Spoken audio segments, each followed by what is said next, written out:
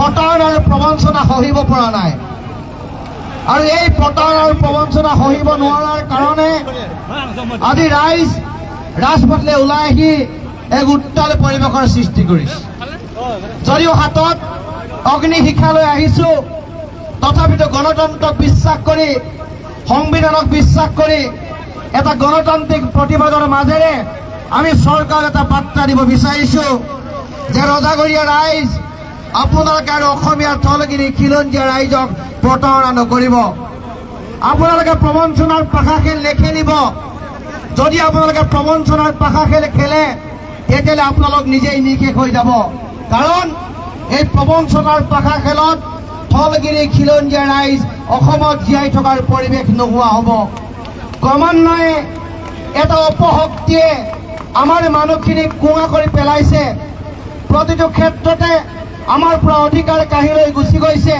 সেইকাৰণে ৰাইজ শংকাত আছে সেইকাৰণে ৰাইজ ক্ষোভত আছে সেইকাৰণে ৰাইজ খঙত আছে আৰু এই যে আমি প্ৰতিবাদ কৰিছো এই প্ৰতিবাদ নিজক প্ৰতিষ্ঠা কৰাৰ প্ৰতিবাদ নহয় যদিও তাই আহোম ছাত্ৰ সন্থা বা আহোম জনগোষ্ঠীৰ ৰাইজে এই প্ৰতিবাদত অংশগ্ৰহণ কৰিছে তথাপিও এই প্ৰতিবাদে এটা স্পষ্ট বাৰ্তা দিছে যে এই প্ৰতিবাদ আহোম জনগোষ্ঠীৰ ৰাইজক প্ৰতিষ্ঠা কৰাৰ প্ৰতিবাদ নহয় এই প্ৰতিবাদ কোনোবা জনগোষ্ঠীৰ বিৰুদ্ধে কৰা প্ৰতিবাদ নহয় এই প্ৰতিবাদ কোনোবা জনজাতীয় ৰাইজৰ বিৰুদ্ধে কৰা প্ৰতিবাদ নহয় এই প্ৰতিবাদ কোনো ৰাজনৈতিক দলৰ বিৰুদ্ধে কৰা প্ৰতিবাদ নহয় এই প্ৰতিবাদ কোনো ৰাজনৈতিক দলৰ সপক্ষে কৰা প্ৰতিবাদ নহয় এই প্ৰতিবাদ হৈছে থলগিৰি খিলঞ্জীয়া ৰাইজে অধিকাৰেৰে স্বাভিমানেৰে জীয়াই থকাৰ কাৰণে প্ৰতিবাদ আৰু এই প্ৰতিবাদত অসমৰ সৰ্বস্ত ৰাইজ ৰাজপথলৈ ওলাই আহিব লাগিব কাৰণ অসমৰ পৰিৱেশ বেলেগ হৈছে পৰিস্থিতি বেলেগ হৈছে এই পৰিৱেশ আৰু পৰিস্থিতিৰ মাজত যদি থলগিৰি খিলঞ্জীয়া ৰাইজে নিজক বচোৱাৰ যদি সংকল্প নলয় নিজে জীয়াই থকাৰ যদি সংকল্প নলয় উঠি অহা নৱপ্ৰজন্মৰ ভৱিষ্যতৰ কথা যদি নাভাবে তেতিয়া অসম অসমীয়া হাতত নাথাকিব অসম পুনৰ বিদেশীৰ চৰণীয়া পথাৰ হ'ব এখিনি প্ৰৱৰ্জিত মানুহৰ ওচৰত আমাৰ অধিকাৰ গুচি যাব এইখন অসমত থলগিৰি খিলঞ্জীয়া ৰাইজে ক'ব নোৱাৰা হ'ব যে অসম মোৰ অধিকাৰ মোৰ সম্পদ মোৰ অধিকাৰ মোৰ এইখন অসমৰ প্ৰতিটো সম্পদ প্ৰতিটো বায়'ডাইভাৰ্চিটিৰ ওপৰত থলগিৰি খিলঞ্জীয়া ৰাইজৰ যে অধিকাৰ আছে সেই কথা ক'ব নোৱাৰা পৰিৱেশ সৃষ্টি হ'ব শ্ৰদ্ধেয় ৰাইজ ৰাজনৈতিক ক্ষেত্ৰখনলৈ যদি আপোনালোকে চাই খিলঞ্জীয়া ৰাইজৰ যদি দুৰৱস্থাৰ কথা আপোনালোকে মনে প্ৰাণে ভাবে তেতিয়াহ'লে নামনি অসমৰ সেই প্ৰান্তলৈ যাব লাগিব যিটো প্ৰান্তত থলগিৰি খিলঞ্জীয়া ৰাইজসকলে তলমূৰ কৰি জীয়াই থাকিব পৰা পৰিৱেশ সৃষ্টি হৈছে যিটো প্ৰান্তত উপাসনা পদ্ধতিক লৈ প্ৰশ্ন আহিছে যিটো প্ৰান্তত খাদ্য সম্ভাৰক লৈ প্ৰশ্ন আহিছে যিটো প্ৰান্তত মানুহৰ জীয়াই থকাৰ জীৱন জীৱিকাক লৈ প্ৰশ্ন আহিছে যিটো প্ৰান্তত মানুহৰ সাজ পোছাকক লৈ প্ৰশ্ন আহিছে আৰু যিটো প্ৰান্তত মানুহে ৰাজপথত প্ৰতিবাদ কৰিব নোৱাৰাৰ পৰিৱেশ আহিছে আৰু এইখিনি মানুহক স্বদেশীৰ মৰ্যাদা দি ৰঙাদলিচা পাৰি দিয়াৰ কাৰণে তাৰ সকলো ক্ষেত্ৰতে পৰিৱৰ্তন আহি গৈছে আৰু সেই প্ৰান্তৰ থলগিৰি খিলঞ্জীয়া ৰাইজে স্বাভিমানেৰে জীয়াই থকাৰ পৰিৱেশ নোহোৱা হৈছে সেইকাৰণে উজনি অসমৰ প্ৰতিটো প্ৰান্তত যাতে নামনি অসমৰ পৰিৱেশ নহয় খিলঞ্জীয়া থলগিৰি ৰাইজে যাতে নিজক জীয়াই ৰাখিব পাৰে মূৰ তলমূৰ কৰি যাতে জীয়াই থাকিব লগা পৰিৱেশ সৃষ্টি নহয় সেইকাৰণে ৰাইজক সজাগ আৰু সচেতন কৰিবৰ কাৰণে এই পন্থা হাতত লোৱা হৈছে এই আন্দোলনৰ প্ৰক্ৰিয়াৰ মাজেৰে উজনিৰ পৰা নামনিলৈকে ৰাইজক সজাগ আৰু সচেতন কৰা হৈছে যে ৰাইজ সজাগ হওক ৰাইজ সচেতন হওক শত্ৰু আহি বৰঘৰ পাইছেহি দুৱাৰ মুখত ৰখি আছে বৰঘৰৰ চাবি যিদিনাই ল'ব সেইদিনাই আপুনি আৰু মই ইয়াৰ ভগনীয়া হ'ম আলহী আহি অসমৰ গৰাকী হ'ব মোৰ ঘৰৰ গৰাকী হ'ব সেইকাৰণে কৈছো তাতে আলহী আহি নিজৰ ঘৰৰ চাবি ল'ব নোৱাৰে তাৰ কাৰণে সজাগ হ'ব লাগিব সষ্টম হ'ব লাগিব উঠি অহা নৱপ্ৰজন্মৰ ভৱিষ্যতৰ কথা আমি ভাবিব লাগিব ভাবি আমি আগবাঢ়িব লাগিব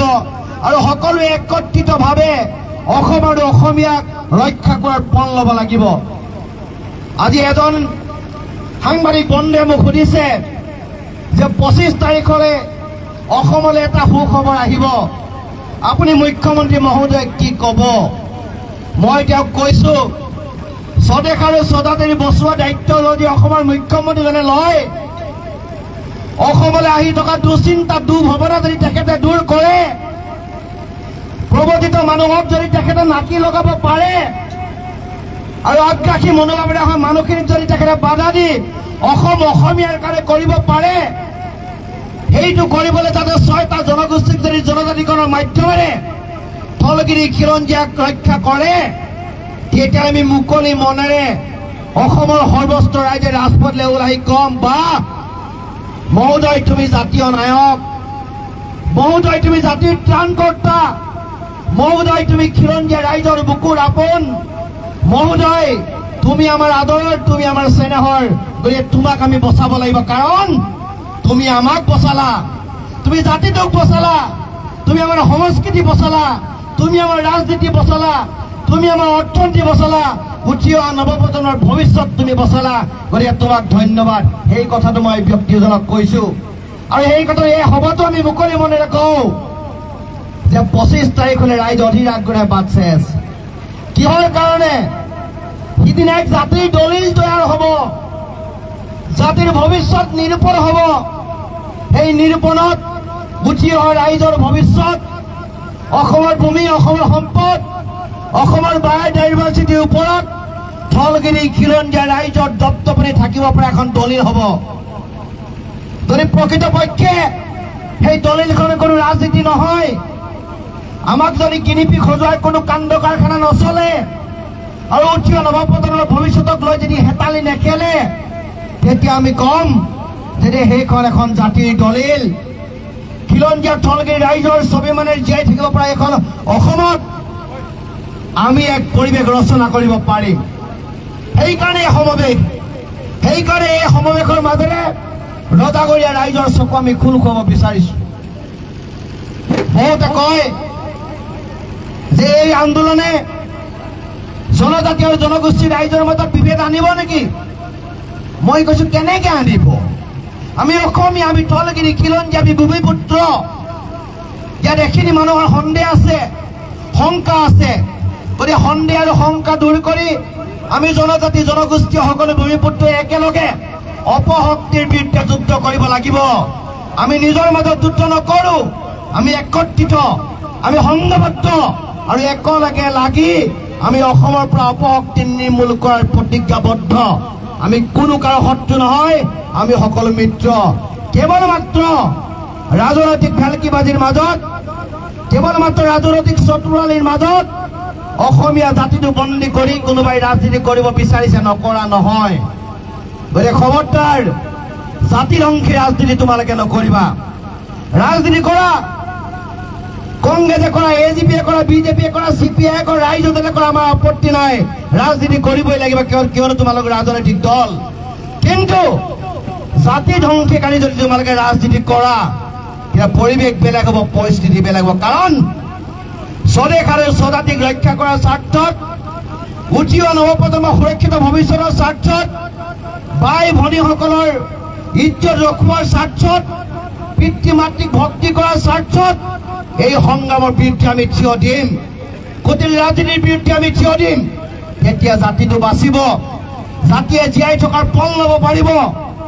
এই প্ৰদূষণমুক্ত অসমত খুব উশাহেৰে, অন্তৰেৰে জীয়াই থকাৰ পৰিৱেশ ৰচনা কৰিব পাৰিম।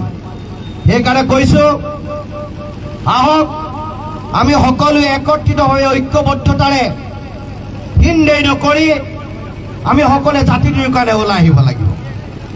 আমি কৈছো, জাতিটোলৈ সংকট আহিছে, নহয়। ৰাজনৈতিক অধিকাৰ কোনোবাই আমাৰ পৰা কাঢ়ি লৈ গুচি গৈছে, ভাষিকভাৱে আমাক সংখ্যা লঘুত পৰিণত কৰিছে, অৰ্থনৈতিকভাৱে জাতিটো কোঙা কৰি দিছে, ভূমি অধিকাৰ কোনোবাই কাঢ়ি লৈ গুচি গৈছে।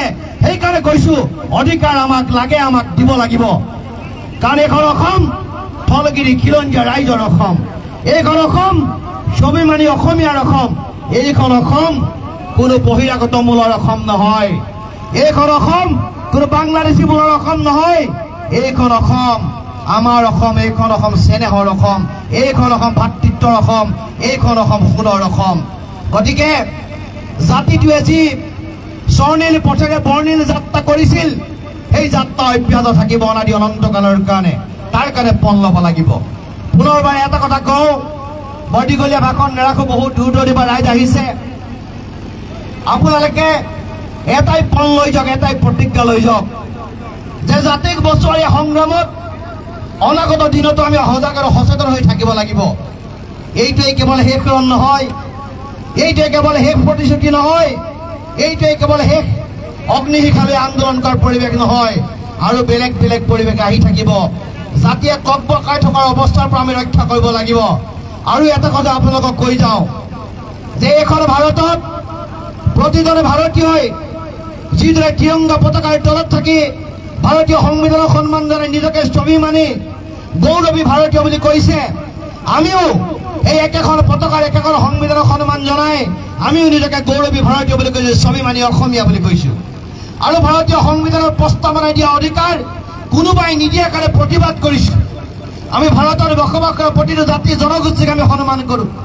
আমি মাৰোৱাৰীক সন্মান কৰোঁ, আমি বেংগলীক সন্মান কৰোঁ, আমি বিহাৰীক সন্মান কৰোঁ, আমি গুজৰাটীক সন্মান কৰোঁ, আমি প্ৰতিটো সম্প্ৰদায়ৰ ভাষাক আমি সন্মান কৰোঁ। কিন্তু মোৰ আই মুখৰ পৰা ওলোৱা সেই ভাষাটোক যদি কোনোবাই তুচ্ছ তাচ্ছিল্য কৰে, কোনোবাই যদি উপলুঙা কৰে, মোৰ মাতৃভূমিক যদি কোনোবাই উপলুঙা কৰে, তেতিয়া তাৰ বিৰুদ্ধে ৰণ হ'ব, তাৰ বিৰুদ্ধে যুদ্ধ হ'ব।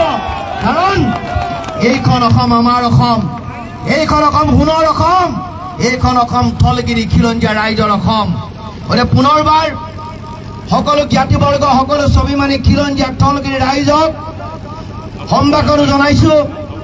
আপোনালোকৰ পৰা আমি এটাই আশা বিচাৰিছোঁ, এটাই প্ৰতিশ্ৰুতি বিচাৰিছোঁ যে জাতিৰ সংকটপূৰ্ণ মুহূৰ্তত খিলঞ্জীয়া থলগিৰি ৰাইজ একত্ৰিত হৈ ওলাই আহিব লাগিব।